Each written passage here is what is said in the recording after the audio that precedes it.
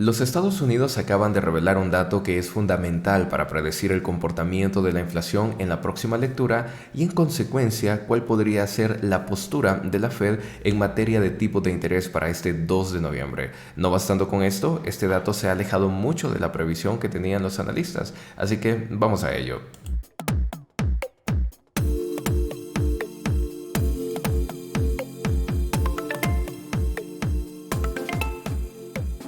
El dato del cual estaremos hablando es el de peticiones de subsidio por desempleo en los Estados Unidos.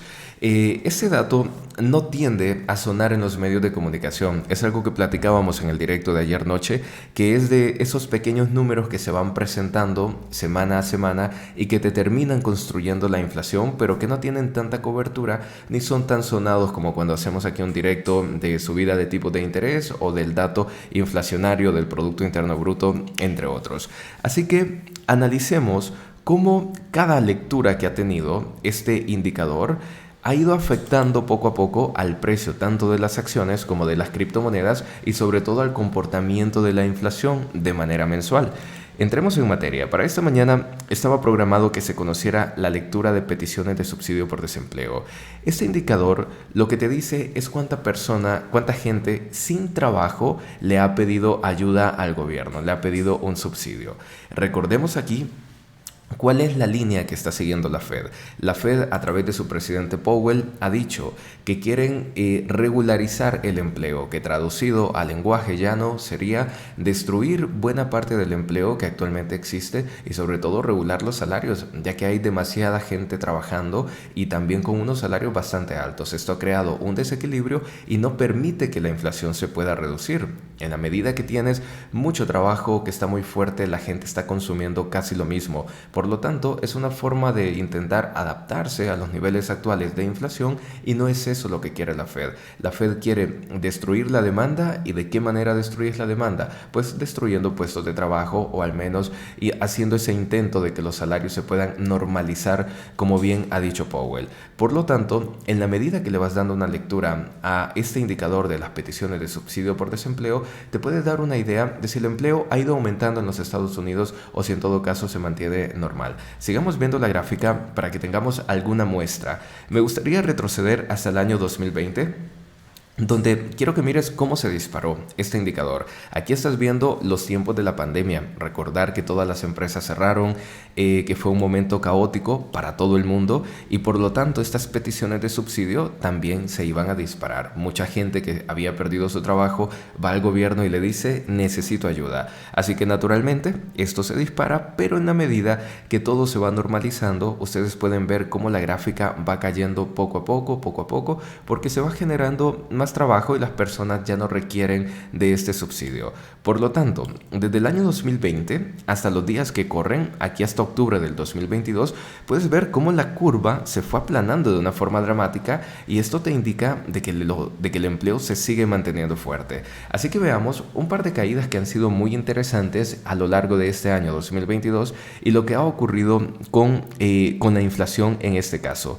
Puedes, por ejemplo, tener esta lectura. Me gustaría tomar la lectura que teníamos durante el mes de abril de este 2022. Si te fijas, es donde identificamos la mayor caída para este indicador. Habían lecturas de 188K, 171K, 167, 186, 185, 181K. A partir de ahí, estas peticiones continuaron subiendo, más gente necesitaba ayuda, pero en este periodo, entre marzo y abril, que fue cuando más se redujo, ¿qué fue lo que ocurrió en los mercados? Pues me gustaría que nos centremos en esta línea en color morado. Fíjate que durante el mes de abril y las 4 lecturas que se dieron, porque este es un indicador que tiene una actualización semanal, tuvo 4 lecturas y por lo tanto, en el mes de abril, la inflación en la lectura que nos dio se relajó un poco. Se terminó relajando y dando una caída temporal hasta 8.3. Pero ¿qué ocurrió inmediatamente en la lectura que tuvimos en el mes siguiente? La inflación se empezó a disparar hasta llegar hasta 9.10%.